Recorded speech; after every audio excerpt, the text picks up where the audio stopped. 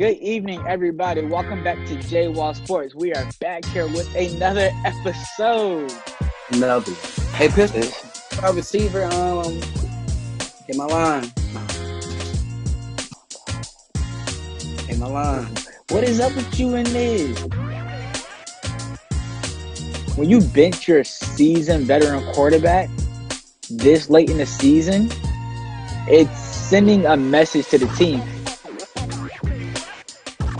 Then goes out, and now they want to play with some heart. They want to play with some effort. I see why Doc got fired. If you're not going to make the adjustments as a coach, you need to go up and get up out of here. Wentz has regressed, and it's a mental. Disclaimer. He might have some outrageous, Max Kellerman type, things to say today. I don't know what he's gonna say, but the way he's starting off his video is giving me them vibes.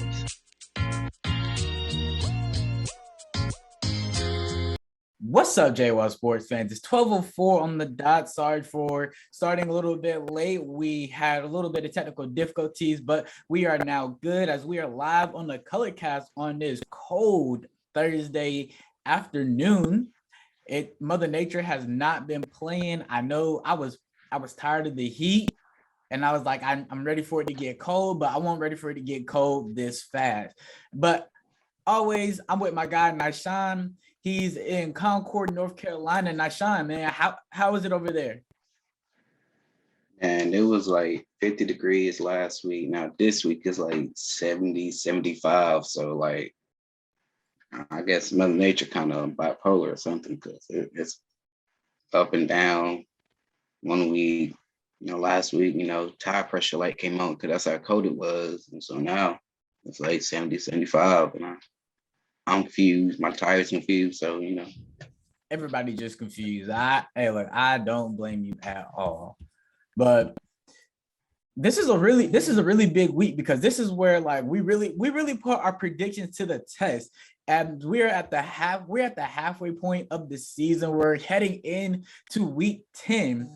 And as we're heading into week 10, we're gonna look at me and Nishan's prediction record right now. Nishan is in the lead with one game. Yes, people, I have made the comeback. Nishan is 69 correct predictions and 36 wrong predictions. That's 105 games total for the season. We've only missed 2 weeks due to personal reasons where one of us had to step out for the week and we weren't able to get the predictions in. So we've only missed 2 weeks. We missed week 1, we missed week 8.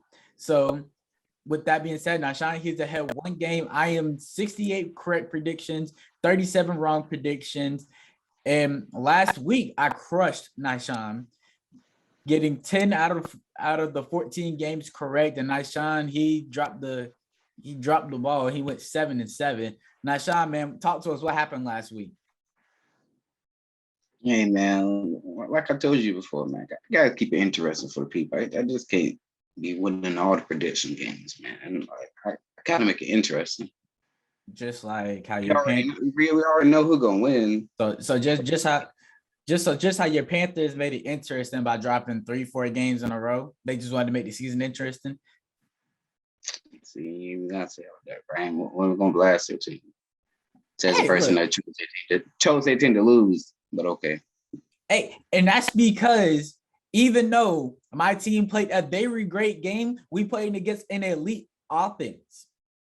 Sometimes when you just have an elite offense that you're playing against, you don't have enough. Like that's like when you play against. Whoa.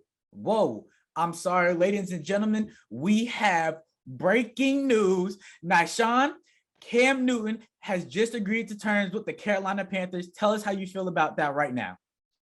Quit playing, bro. Quit playing. I'm so serious. Hey, Tom Pelucio has just announced it on Twitter that Cam Newton has agreed to terms with the Carolina Panthers. Cam Newton is back in Carolina. Nishan, tell me how you feel about it. I am not joking with you. Hey, dog. I'm kind of excited. I've been like seeing some posts on like this Carolina Panthers like fan page, and they're like, "Bring Cam back." What can we lose at this point? I mean, he's better than they signed Matt Barkley. I don't know what they thought Matt Barkley was gonna come in to do, but like I think it's a good fit, man. It gives a chance to give Cam a chance to, kind of kickstart his career again, being back at home where he started his career at. And then you got to look at the offense he has around him. CNC is back. You got DJ Moore, Robbie Anderson. We all know the offensive line has been an issue even when Cam was there, but even then he was still been like plays. And you got to think, Cam's not injured this time. He's had a long time to heal. He's fully healed, fully rested. So the Panthers are getting a fresh Cam Newton with a pieces he never had on the offense, really. And the defense is almost as better as the 2015 defense. So I'm excited now. Made my day. Yes, sir. I mean, look, I just happened to look down at my phone as I'm checking stuff on the ColorCast app. I mean, they haven't said, if he's agreed to terms to be on a practice team, he's agreed to terms to be, the second string, the third string quarterback, or wherever he's going to be at on the depth chart. So we don't know what that's going to be, but this is really exciting. I was really high on Cam Newton. I was a little upset that the Patriots, they let him go, even though I could understand the reasoning, because I'm really big on evaluating your rookie quarterback as soon as possible, especially when you don't have you aren't 100% in on your starting quarterback. So I'm glad he's getting a new start. I mean, I don't know what's been going on with Sam Darnold. He had the great 3 first games when they started off 3-0, and then he's just been dropping the ball ever since. Like we talked about your guys' inefficiency to score in the third quarter, and that's a big problem. So hopefully that can be fixed. And hey, man, Cam is back in Carolina. Ooh, I just got the Bleacher Report notification. See, exactly why. Hey, look, this is exactly why I'm always on Twitter, because Twitter is with it. Twitter is with it. And now Ian Rappaport, he just tweeted that Cam Newton, he had a good meeting with the owner, David Tepper, and GM Scott Fisher, and the vice president of football operations, Stephen Drummond. He previously met with Matt Rule and honest conversations that needed to happen, and they cleared the air and they're going to move forward. So, hey, congratulations to you, man. I know you've been wanting Cam Newton back. I just been needing somebody at quarterback. I understand you. Hey, so we don't know when Cam Newton is going to play, but after that first game, most definitely we are going to come back and we will talk about this game, and we talk about that game, and we keep you guys, in tune with that.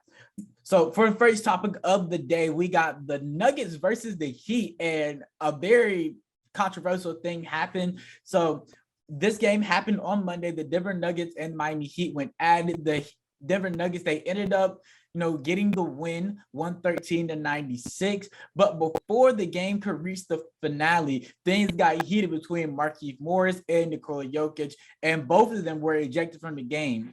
On Wednesday, the league issued a 1-game suspension and for Nikola Jokic, and Markieff Morris was only fined $50,000. Was this a fair punishment?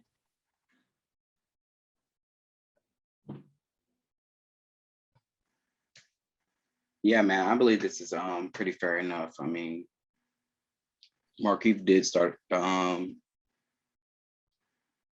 situation, by kind of elbowing him in the side in the rib area, but the way Nikola responded by basically giving him like an elbow to like the back neck region when the man had his back turned.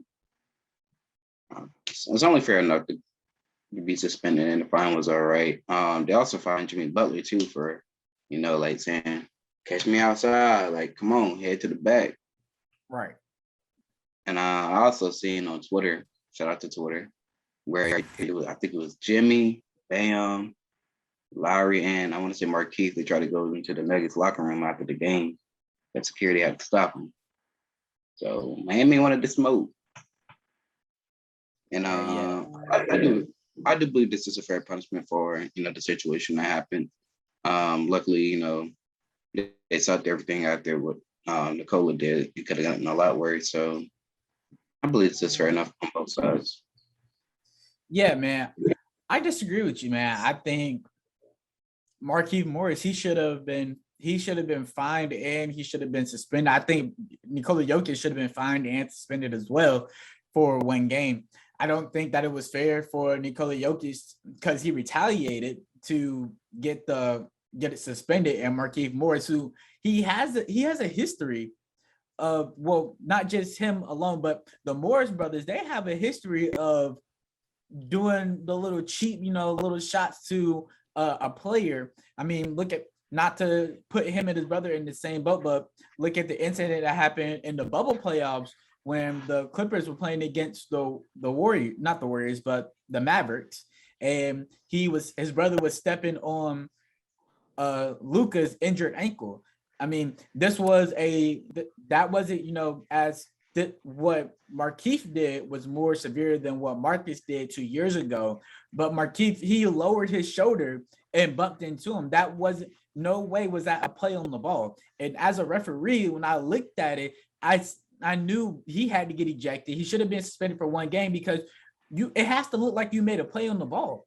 He didn't look like he made a play on the ball at all. He lowered his shoulder and he drove his shoulder into Nikola Jokic, and Nikola Jokic responded how I expected he should have responded.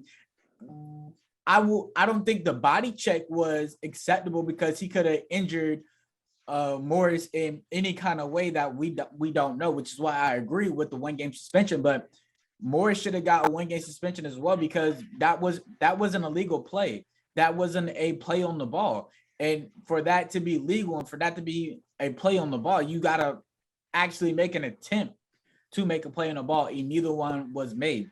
It sort of reminds me of like a lot of the times when I was in elementary or middle school when I always would get in trouble for retaliating for what somebody else did because the teacher didn't see what was done onto me, and I was just I was almost in the self-defense kind of thing. Now Morris let it go and he walked away, and Nikola Jokic went back to it. But the NBA had time to look at the entire thing, and then they was able to make their rule. And I just don't think that they evaluated this correctly. And I think both players should have been suspended. I don't think both sides should have been suspended, given that, like you said, he did walk away, even though it was a non-basketball play and it were intent. I mean, he was already going to get ejected from the game, regardless of, what transpired afterwards on the court. But even then, like you said, he walked away. It was a non-basketball play, but you can't suspend everybody for making non-basketball plays because sometimes the refs do miss calls and they over officiate certain calls. But in my opinion, this wasn't enough to suspend him yes, he did lower his shoulder, but he was frustrated. Maybe he would. Go ahead.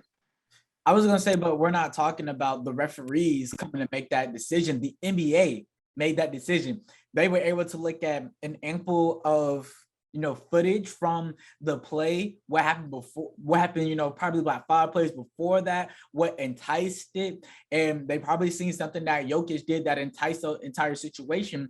But you could have easily broke a rib on Nikola Jokic that could have punctured a lung. That's just can be the if factor is just as severe for what Markieff Morris did to Nikola Jokic is what Nikola Jokic did onto Markieff Morris. I see what you're saying. Right, which is why. Yeah, but that's my reason why I just think that both of them should have been suspended. I mean, one looks worse than the other, but honestly, when we're talking about if factors, and that's what the NBA went off of, in malicious intent, malicious, will to, hurt a player. And I don't think Jokic was trying to hurt the player, but that's what it looked like. And we can say the same thing. That's what it looked like with Morris. Moving on, we're going back to the NFL, man. Like Lamar was saying, we do our halfway awards, and we're only 8 weeks away from the NFL season being over. And as we get to this point, do our predictions. So we're bringing back the halfway awards, and to start things off, we're going to start with the AFC Defensive Player of the Year. Mark, who do you think is taking that award? Man, the AFC Defensive Player of the Year award was the hardest one that I had to try to pick out of everything, to be honest with you. I mean, because we could have went with so many people. It's just it was super hard to pick. I mean, I spent about an hour and a half trying to pick, and I wasn't able to come up with anybody. I mean, it's so many people. I mean, we could go with Denzel Perry, we can go with Darius Leonard, we can go with Kevin Baillyard, we could have went with Myles Garrett, we could have went with the person who won it last year, TJ Watt. And all these are acceptable answers, but this one is close. And I couldn't pick one. So I lowered it down to like about 5 or 6 people who possibly could get it. I'm leaning kind of towards Myles Garrett. In my opinion, 9.5 sacks so far this season. And he's on pace to have a chance to break the sack record, which is 22.5, set by Michael Strahan. And he might get it done. And if he does, or it gets, really close to it, I believe he's walking away with the award. Especially with the way the team's playing. He's kind of anchoring the defense, and they find a way to maybe sneak into the playoffs as well. That can look really good on the resume for the award. So, but even then, I would do believe if he continues to play the way he does, that the award will come to him. I mean, if I have to lean towards, I think Myles Garrett probably be about 3rd or 4th on my list, because I mean, I could probably say he's tied 3rd with TJ Watt, because both of those two players, they just are touching almost every stat in the book. But if I gotta go with one person, it's between Darius Leonard and Kevin Baillyard for Tennessee. And we know Darius Leonard, he's on the Indianapolis Colts. I mean, just listen to this. I mean, we'll start with Darius Leonard. He has 67 tackles for loss, 40 solo tackles. He has 2 interceptions, 4 forced fumbles, and 2 fumble recoveries, and he's part of the number 8 rushing defense in the AFC. Now, Kevin Baillyard, he's part of the number 5 rushing defense in the, I'm sorry, I said NFC last time, I meant AFC. He's number 5 in rushing defense in the AFC. He has 40 total tackles, 28 solos, but he has 5 interceptions, 11 passes deflected, 1 touchdown from a pick 6, 1 forced fumble, and 1 fumble recovery. I mean, he touched on everything, and he's got interceptions.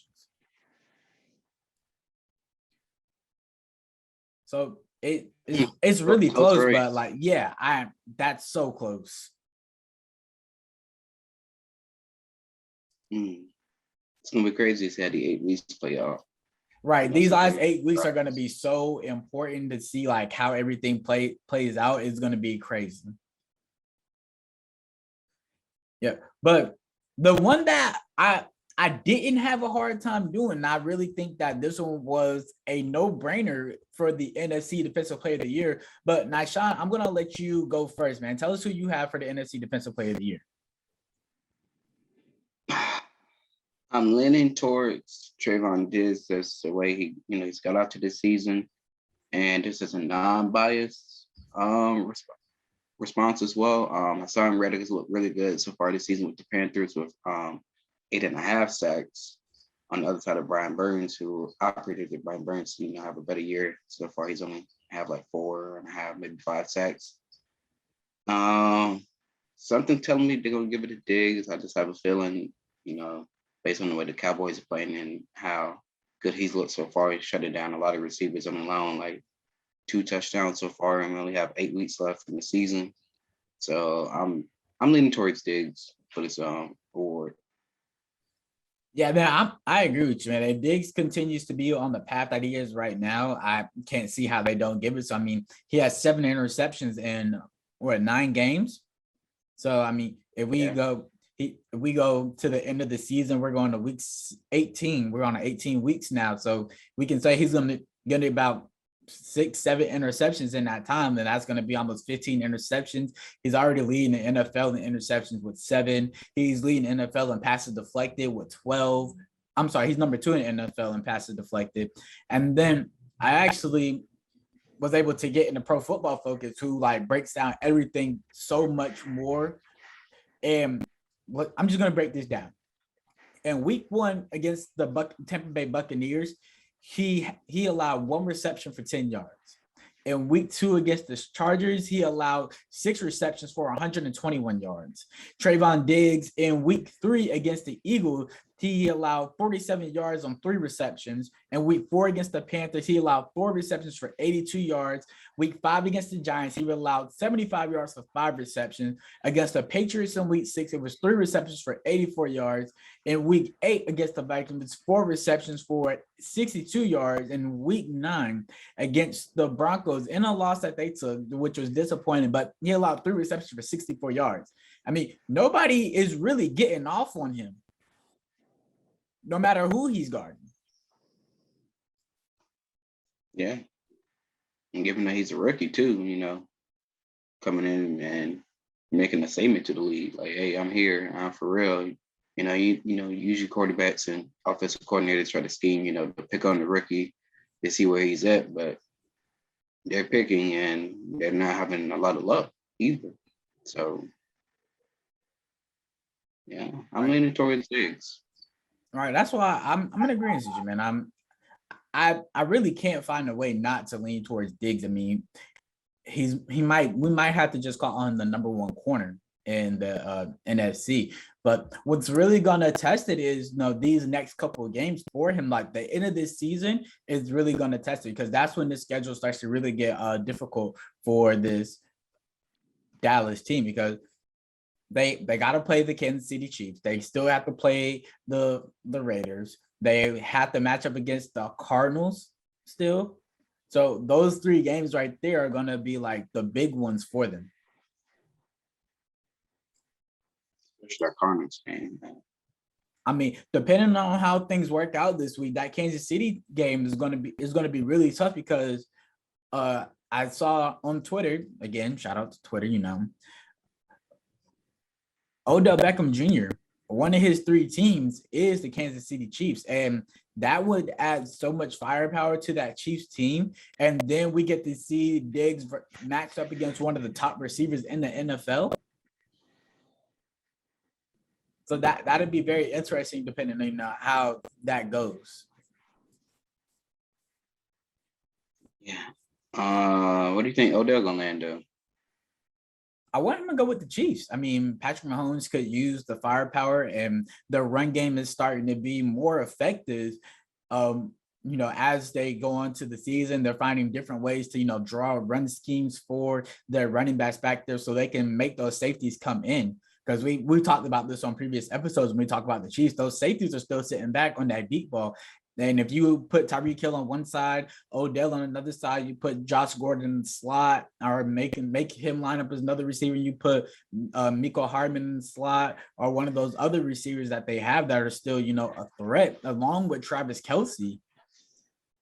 And you can get the run game going. I mean, just got to dig out 5 yards, per run. You can dig out 5 yards per run. You're going to make those safeties come in.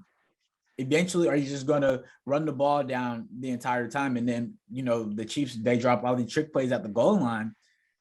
So they're going to find ways to score. Yeah. I was kind of hoping to see him on the Packers. I know the Packers said that one of his teams too. Devontae Adams and Odell Beckham. And Aaron Rodgers on that ball. Right. If the Packers can get Odell Beckham Jr., I think that'll get Aaron Rodgers to stay, because that was one thing that Aaron Rodgers was big on. Like, you're not getting me no receivers. I mean, he's looking at what Tampa Bay has. They have 3 receivers that he can go to 4, because we're gonna count Gronk. He can go to at any time. He sees what the Chiefs got with Patrick Mahomes, and he's looking at like what everybody else has, and he's like, I just have Devontae Adams, who's a great receiver, but he doesn't have anybody to go with him. They failed to get Kenny Golladay in the offseason. They failed to get a couple other receivers in the offseason along with them. And so he's really almost been fed up with this team. But I think getting Odell to the Packers would be a great way to get him to stay. Especially that they kind of established a run now in Green Bay. So adding that flip from Odell, and then you brought back Randall Cobb, who's a great slot receiver. You got Tunyon, who's a uprising tight end.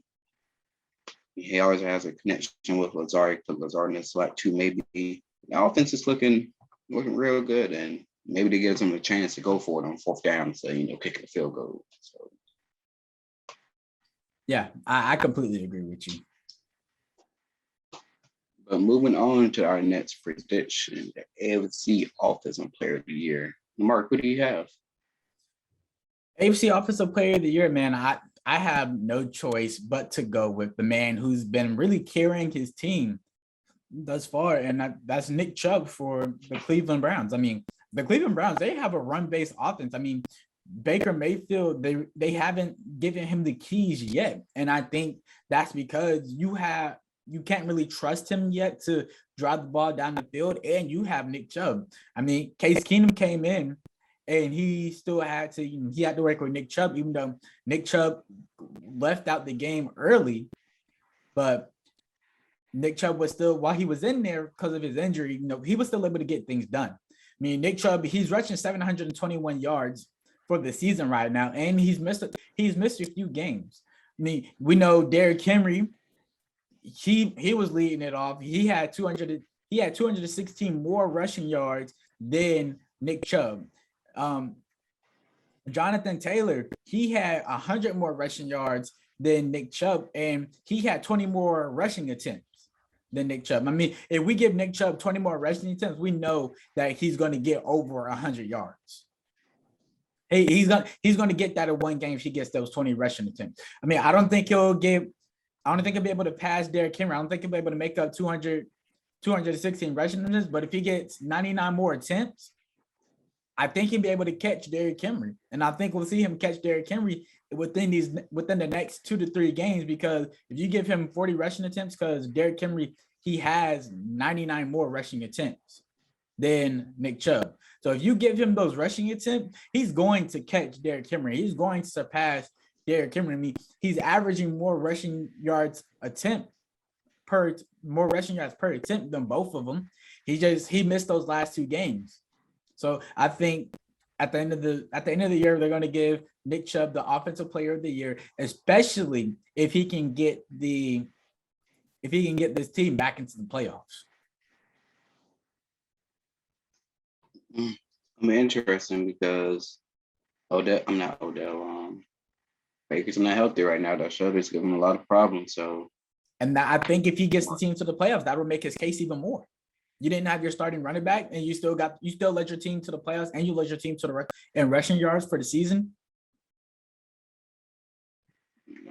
It's easy to decide to run at the box, especially if you have a quarterback who can, who's not a threat to you. If you don't think he's a threat. I mean, but we know Nick Chubb is a threat. That's the focal point of the offense. I mean, it's no secret that Nick Chubb, the run game, let's not even just say Nick Chubb, because you got Kareem Hunt in there too. The run game for the Browns is a focal point of what they want to do. It's almost like the Vikings. They want to run to pass the ball. They want to run the ball to set up those play actions, so gives Baker Mayfield time to throw the ball down the field so he can run those bootlegs. That Kevin Stefanski, he loves to run bootlegs. I mean, the bootleg, he started doing that when he was with the Vikings. So it's not difficult to see that that's translating to what the Cleveland Browns want to do. And teams know this. It's not a secret. They're trying to stop Nick Chubb and Kareem Hunt every game, and he still had 720 rushing yards, 3rd in the NFL. AFC looking kind of tight right now. Yeah. Who you rolling with? I do believe I said this before the season started as my prediction for Offensive Player of the Year. So I'm gonna kind of stick with him. If it is the same person, I predicted. Justin Herbert, man, leading the Chargers team. They're 5-3 right now, leading the division. They're tied with the Las Vegas Raiders were 5-3, but technically they're in the top because they're 2-0 in the division. And, Kansas City's in that division, but, they're handling their business. They already beat Kansas City once so far. He has 2,350 yards passing so far, 18 touchdowns, and only 6 interceptions. And the AFC is kind of tight right now, but, he has his team up there with a chance to make the playoffs. He looked really good last season, and he's continued to look really good so far this season. And if he continues the way he's playing and the team, competes, they've been winning close games, and that's been an issue with the Chargers the last couple of years. That's been keeping them from making the playoffs. They lose the close games. They had plenty of games when they lost was less than 7, less than 3. So he's getting the job done for this team, and I do believe, if he continues to play the way he does so far this season, that if he can finish up, they're gonna give it to him, especially if they can make the playoffs. Maybe if they can win a division, that's automatic lockup for the playoffs right there. So if they can win the division, make the playoffs, and he continues to put the numbers he has, Justin Hurt. That's very well possible. I mean, the Chargers, they're sitting at 3rd, I believe. Yeah, they're 3rd in the AFC, 5-3 behind Baltimore Ravens, who are 6-2, and the Tennessee Titans, who are 7-2. I mean, for their division, I want to say, so right now they're leading their division. They're tied with the Raiders right now. So, I mean, it's very well possible. So I could see that. So switching over to the NFC, we have the Offensive Player of the Year. Personally, I think that it should be Matthew Stafford. I don't see how, if you don't, you got Matthew Stafford? I chose that. Okay, so this is where things is going to get very interesting at, because if we can we'll go ahead and we'll compare Dak to Matthew Stafford. Yeah, and I honestly, I don't think it's going to come up close, because in the NFC, you got Matthew Stafford. He's 7-2. He played against the number 4 team, defensive team allowed. He torched them for 280 yards through 2 touchdowns. And just for reference, talking about the Cardinals, 1 interception, had a 63 completion percentage, and only averaged 6.8 yards per pass. And he was literally killing them. In the NFC, he's number 1 in passing yards. He's number 5 in completion percentage. He's number 3 in yards per pass. He's number 2 in touchdowns. And he's number 1 in QBR, and he's number 2 in passer rating.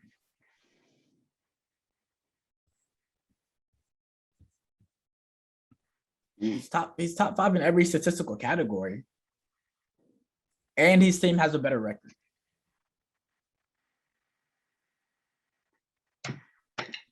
I just like the way Dak's gotten off, man. 45 yards, 18 touchdowns, only 5 interceptions, and this Cowboys team is looking better than they have in a long time. And in the words of Keith, they look good every year. But this year, kind of different. They have a defense that can kind of hold up. Last couple of years, offense has been there, but the defense hasn't been there to give them a chance, or to get a stop. And haven't been too many shootouts. It's maybe aside for that week 1 against Tampa, but Dak looks good, especially coming out that injury. And if they can make the playoffs, and they might sneak around. And if the Rams lose a game, and the Dallas comes up and win the next couple of games, it can be real close for that 1 seed in the NFC. So 2 powerful offenses. So yeah, I mean, but I don't really. When you look at the 2, man. So I'm gonna compare this game for you. Look, we're gonna go against the Tampa Bay Buccaneers, where the Rams, they got a W. The Buccaneers, they're 7th in yards allowed per game with 335 yards, and Matthew Stafford, he threw over that. He threw 343 yards. Dak Prescott, he threw 403 yards. They both hit that mark. Boom, check. Matthew Stafford threw 4 touchdowns and no interceptions. Dak Prescott, he threw 3 touchdowns, 1 interception with a QBR of 64.5 compared to Matthew Stafford's 89 QBR. He had a 134 passing yard compared to a 101 passing yard that Dak Prescott had. He completed 71% of his passes. Dak Prescott checked off that when he completed 72% of his passes.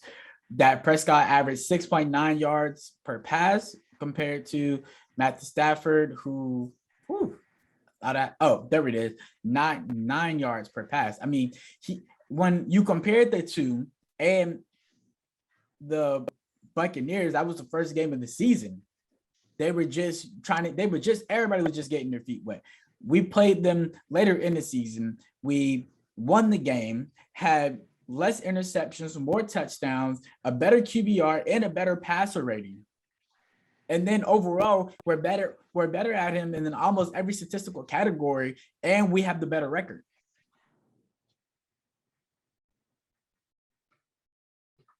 Hey man, major point, but I just think that is going to win it, dude. Now, like I said, man, if they lose a game or two, the Rams lose a game or two, and Dallas loses something to come up the way they are, I can make that race even tighter. You do make a great point, and on the come up as, not voting as they've done in years past. I don't know, man. I think I don't want to say last week is an indication of it, but I mean, last week could be showing signs of it, how they just got the brakes beat off of them by Denver. I mean, the Cowboys should not lose to the Denver Broncos. And I've said this last year, and I'm going to say it this year again and again and again. You got to beat the team. You got to beat the brakes off the teams that you're supposed to beat the brakes off the team. The Denver Broncos, they just lost Von Miller. There's no way Dak Prescott should have been held to 232 passing yards, 2 touchdowns, and a completion percentage of 48.7. There's no way that should have happened. Yeah, I mean, the Rams have lost to the Titans, who just lost Derrick Henry. And Matthew Stafford looked terrible that game. I give it to you. Matthew Stafford looked terrible in that game, but we lost to a top team in the AFC. Regardless, so if he's putting up these numbers in every category, he looked completely terrible. And what's his name? Right. But Kevin Byard had a great game. Yeah, but the Titans losing Derrick Henry has nothing to do with what the defense is going to do to the Rams offense. That scheme never changed. How the Rams defense allowed them to still score at a high efficient rate without having Derrick Henry, the key to the run game, that was inexcusable.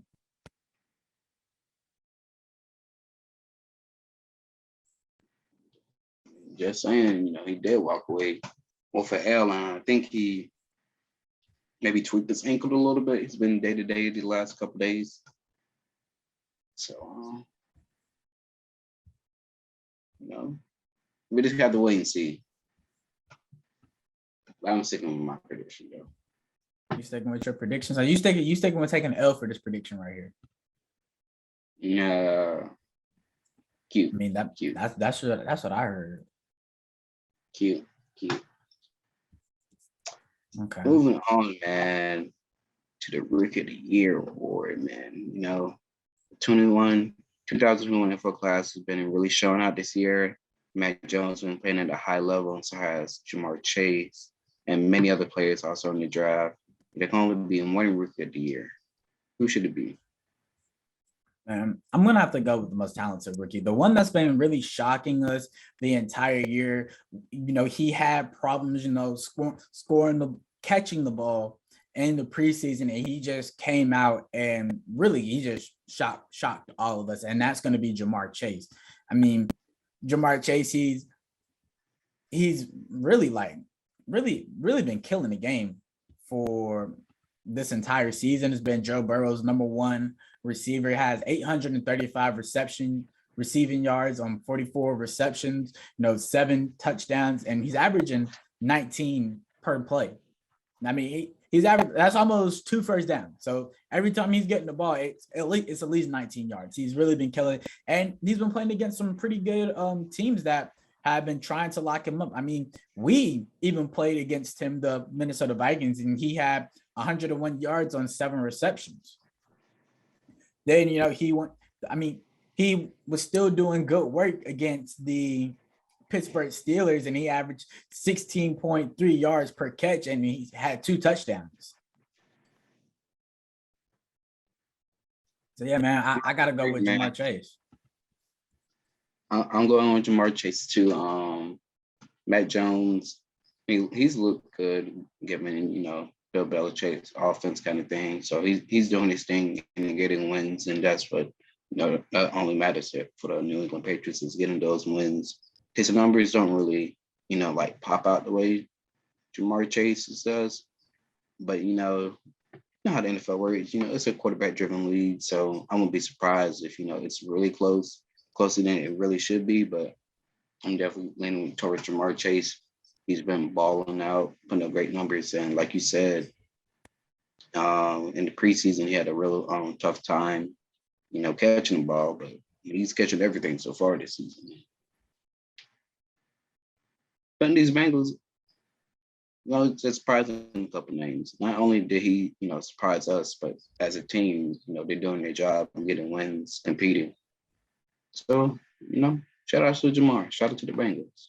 Right. And I really think it's amazing. Like in his rookie year, I mean, he's 3rd in receiving yards, and he's behind Cooper Kupp and Deebo Samuel, but he's performing really well. I mean, Ja'Marr Chase has really just been killing it, and he's really been putting up numbers like against the really good teams, like against Baltimore in that blowout win. He had 201 yards and was just killing it. I mean, and then the fact that you said Mac Jones could be a contender for getting this Rookie of the Year award, when I put Mac Jones in my head for about 5 seconds, and then I took him right back out because he went to the best situation that any rookie quarterback could go to.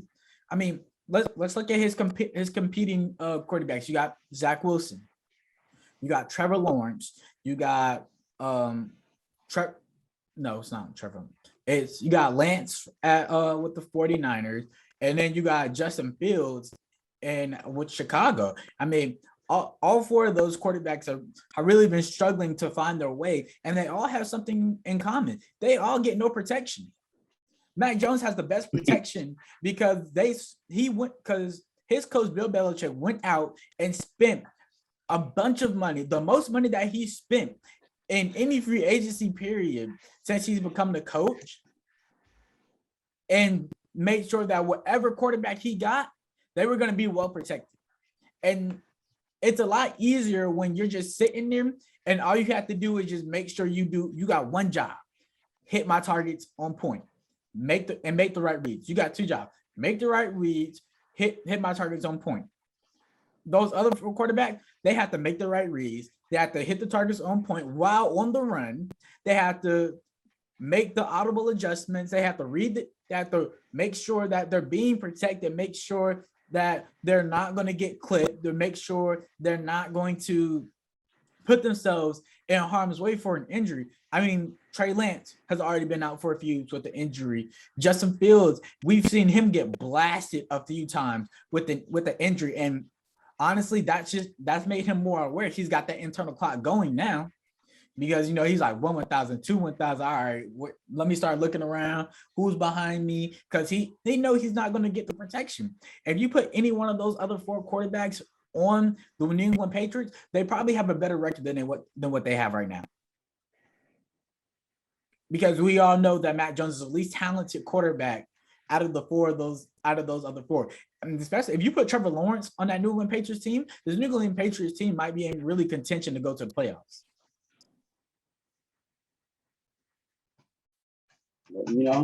I was only saying that because, the NFL is a quarterback-driven league, and they, love quarterbacks, and, the media's going to make a narrative of, they found the next Tom Brady, the next franchise quarterback for 20-odd years or so, or whatever.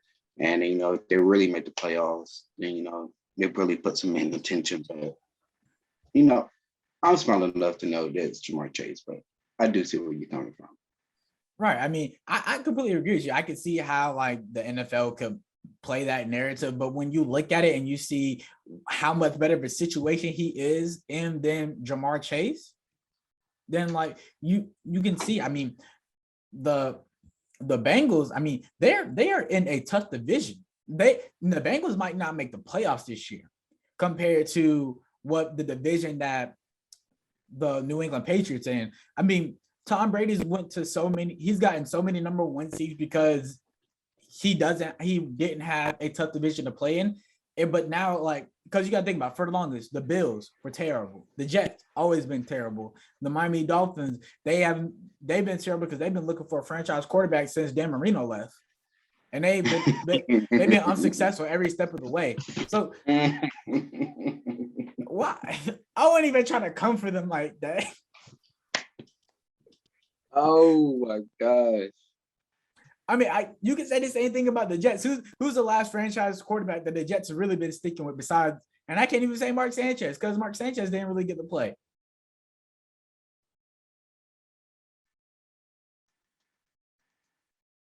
It's a really good question. Can't do that. I mean, but before Josh Allen, who is the Bills franchise quarterback?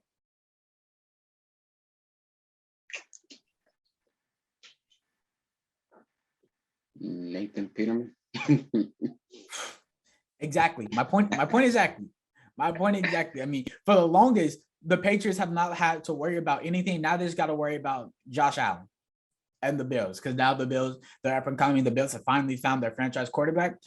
But every year, I mean, Baltimore Ravens, since Lamar's first season where he started, they've been good.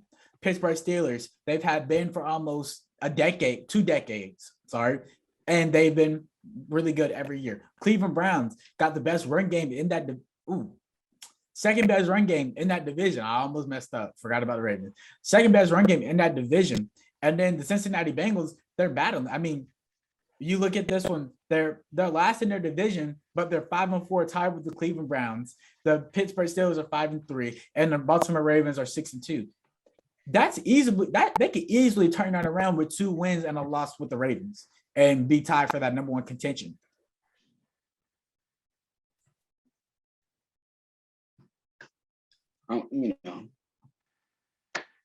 Great point. But we here, so we good. Yeah, I know. I understand you. We here. But I know we're not gonna be here on this next topic because I already know who you going with the MVP. And he's not gonna get it this year. Let's go. We're gonna go ahead and keep it a band. Unless you changed it. Did you change your answer? No. Oh, so yeah. So I'm right. So he's not gonna get the MVP. So go ahead and tell us why Aaron Rodgers isn't gonna get back-to-back MVPs. Go ahead. Even though you predicted it last year, go ahead and tell us. Whoa, you're tweaking. No, you're tweaking. Hey, man. Who did you say? No, go make your argument first. Go ahead. Nah. Because you're trying to set me up. I already know that. So go ahead. No, I just you said in the beginning of the season, Aaron Rodgers is gonna go back-to-back MVPs. I predicted it right last year. You wanted to boast about that. So I already knew. So go ahead. Just because you gave up what you was gonna do at the beginning of the season doesn't mean I'm gonna give up what I'm gonna do right now. You can wait. Nah. Because that's how you like to do. You like to be like, all right, he already said that, so I'm going to make all these points to see why he's not. And then I'm going to show you why my dude is the best. That's like, that's isn't that the whole point of what we're doing? Go ahead, bro. I'm going to let you shine right now, bro. You got 8 minutes before we get off, bro. Go ahead. All right. So look, I'm going to go and tell you why Calamari is getting MVP. Yeah, I said it. Kyler Murray in his, I'm gonna say this is his 3rd year. I think this is year 3 or year 4 for him. I mean, his team is 8-1, number 1 in the NFL. Mm-hmm. And then he's leading. Has a total of 2,276 passing yards. And that is 7th in the NFL. And then if we go somewhere down the list, I see him somewhere down here. Where you guy at? Oh, there we go. All the way down to number 24. We see he's only thrown 1,894 yards. And his team has a worse record with less touchdowns and a worse completion percentage. I mean, I don't see where the question is at. I mean, this team is going to make it to the number 1 seed in the playoffs. I mean, they have another 8 games to play. They have a pretty tough schedule going on, but I don't see a team that's stopping Kyler Murray from rushing another, he's already got 147 yards already. Started on his team. They don't have an answer for James Conner. Nobody has an answer for Chase Edmonds. And then on top of that, you got Kyler Murray. He can rush the ball and he's a threat. I mean, I can't say he's a Lamar Jackson because Lamar Jackson's so elusive, but he's Lamar Jackson with a better arm and a better accuracy. Yeah, I agree. So you just gonna fold on Aaron Rodgers? Oh, now? no, I agree with the point what you said. Okay. And not on anything. Oh, okay. Go ahead. I ain't gonna switch. I was about to say this about to be a first. I thought this was the first in J Wall Sports. Nah. See, look, I'm getting your hopes up for no reason. But hey, man, I mean, you basically already gave up the stats. Okay, but I still do believe Aaron Rodgers is going to be back-to-back MVPs. The season's not over, and you got to think they just played and they basically, I want to say, could have won the game because there was about 40 seconds left maybe in the game. And that happened when Green Bay won that game, right? Yeah, Green Bay won game. That's the only loss they gave them. That's the only loss they have for the season. Yeah, Green Bay won that game already, but shout out. I'm gonna give a shout out to Aaron Rodgers on Kyler Murray. He said, we see you in the playoffs, so he already knows what he's gone up against a really great quarterback. But I just got faith in Aaron Rodgers, man, especially the way he's playing. Like you wanted to do some week 2 when they took that bad loss to the Saints. And talking about how he already thrown 2 interceptions so far in the season. But you got to think this is a quarterback who hasn't thrown double-digit interceptions in like 11 years. And even then, he's only had 1 interception. He's sitting at 17 touchdown passes and 3 interceptions. So, he's getting the job done. And you got to think they almost beat the Chiefs team without Aaron Rodgers. So the team is looking a lot more complete. The defense is getting better week by week, which is one of the focal points on, why he also wanted to leave. They weren't giving him the pieces. He can't do a shootout every week. So the defense has gotten better. The offense, they brought back Randall Cobb. They got Tanya, the run game is going. They're mixing in A.J. Dillon and kind of giving them a power back mix. And they already beat your MVP, in your opinion. So we don't judge. I'm not going to judge Aaron Rodgers on his one bad game against the Saints, and I'm not going to judge Kyler Murray to put Aaron Rodgers over him over one bad game for Kyler Murray. And honestly, it's only a bad game because he has 2 interceptions, and that last interception for the game winner wasn't even his fault. We wouldn't be having this conversation right here. The Cardinals would still be undefeated if the receiver didn't slip and fall, cutting on his right at the very last second. That was gonna be a touchdown pass, or at least potentially they was gonna get the ball to kick the field goal, tie the game up. We go to overtime, and then he was gonna hand him an L. It's the only game that Kyler Murray hasn't thrown a touchdown pass, but they did have 3 rushing touchdowns. It's not going to be every day that DeAndre Hopkins only gets 66 yards and only 2 receptions, especially with Kyler Murray.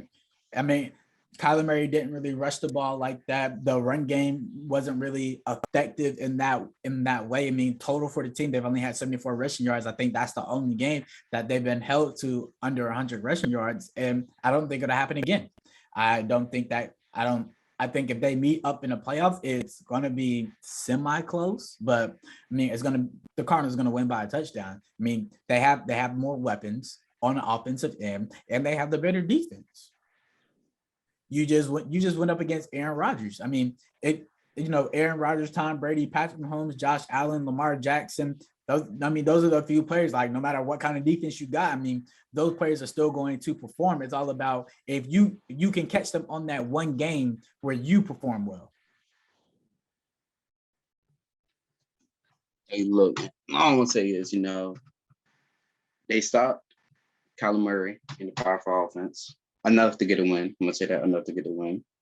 Without Aaron Rodgers, they almost beat the Chiefs in Arrowhead. I'm giving, Patrick Mahomes hasn't been playing well so far this season. Aaron Rodgers is there. He didn't play. Jordan Love played. No, against the Cardinals, Aaron Rodgers played. Yeah, I know. I'm talking about the defense there. Oh, the Cardinals. You just said the Packers defense. Okay, my bad. I messed it up. All right, go ahead. I don't want you to commit perjury over here. Yeah, nah, because I already know you're gonna hold that against me. You're just gonna wait for the right moment to use it. But you see, that's why you my dog, so I looked out for you. Appreciate it. The defense played good enough to get that stop against the Cardinals. Really great offense, one of the best offenses. Still top 3 in the NFL, top 2. So you did that, and then to go into Arrowhead and hold the Chiefs to 17 points. And given, granted, Patrick Mahomes hasn't been playing well, and the offense is, really kind of predictable. They don't have a run game. And to do that without Aaron Rodgers and still almost come out with a win, the defense is looking really good. And I'm not even going to question Aaron Rodgers' ability to perform. He's going to be there. And especially the schedule's coming up, the conference Aaron Rodgers in is weak. So, he can pad his stats up a little bit, make it look even better. But, I think he could beat them again if they do come into the playoffs, especially given, that they did beat them already. So they own the tiebreaker. Maybe the Cardinals somehow lose the game. Aaron Rodgers stays hot. They can take that 1 seed, and the Cardinals have to come to Green Bay in the playoffs. To the Tundra? To the Tundra? I don't think Aaron Rodgers wants smoking the Tundra no more. He said, I finally get a playoff game in the Tundra last year, and then he folded. I mean, he did play against one of the greatest quarterbacks the NFL has ever seen too. But that was a battle. I mean, look, if your coach ain't had no faith in you to on 4th and goal to get the game winning, seal it. Instead, he wanted to give it back to Tom Brady. I mean, that's everything to me. You knew your defense wasn't gonna stop Tom Brady, just like we know this defense is not gonna stop this Cardinals offense, especially with Zach Ertz. I mean, that was Zach Ertz's first game with the Cardinals against the Green Bay Packers. Think about how that's gonna go throughout the rest of the season. Zach Ertz is finna eat, because what can you do? Really, at this point, what can you do against the Cardinals? Defensively, when you see the Cardinals are on your schedule, the teams has got to be thinking, "Oh my God, what am I gonna do?" Because you can't be like, "Oh, we're gonna set safeties back," because then they're just gonna run the ball on you all day. Because we already say James Conner running the ball so effectively, along with Chase Edmonds. You can't say, "Oh, we're gonna bring our linebackers up to help," because now he's just gonna throw all over you, because you got AJ Green, you got DeAndre Hopkins, who arguably, I can't even say arguably, he has the best hands in the NFL, probably right next to OBJ. And then you got Zach Ertz coming out your tight end. I mean, what are you going to do with that? You say that Aaron Rodgers is going to have some cupcake games in there to pad his stats. Let's look at what the Cardinals are going to have coming up. They only have at this point, they only have 3 real games that they're going to have to worry about. I mean, he's gonna throw for 500 against your Panthers because their defense is not. They're not gonna have nothing to do with it. I mean, Chase Edmonds and James Conner, they both probably gonna rush for 100 yards because Kyler Murray is so elusive. And if the Vikings can rush for 100 yards on them, I have no problem saying that the Cardinals are going to rush for 100 yards. Then they got to play the Seahawks. The Seahawks haven't been a Legion of Boom since forever. Then they got to go to the Bears. The Bears defense is terrible. They got to play the Lions. The Lions defense is terrible. And then they got to go back to the Seahawks, play the Seahawks, and their defense is terrible. You're talking about Aaron Rodgers padding stats. Kyler Murray's going to pad the hell out of his stats and passing, rushing, touchdowns, and completion percentages in those, 1, 2, 3, 4, 5 games. And then let's not even think about they got to play the Cowboys, they got to play the Colts, and they still have to play the Rams, which I think he's going to make that I think he's going to that Rams game is going to be really good, really big because Matthew Stafford really needs that like statement win. It's going to be interesting. And at that point, they're going to have Von Miller with Aaron Donald.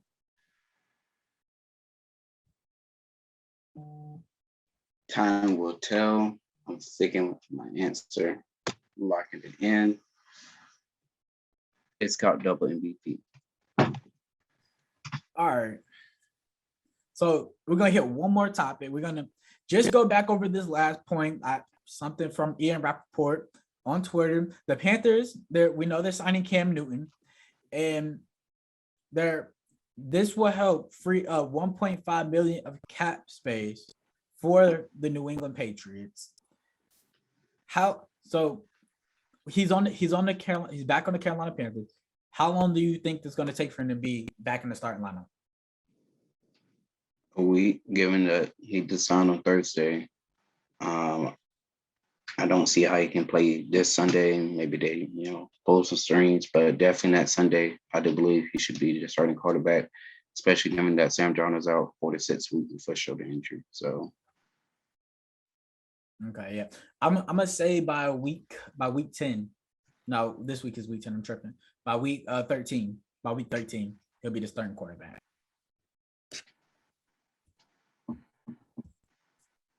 Yeah.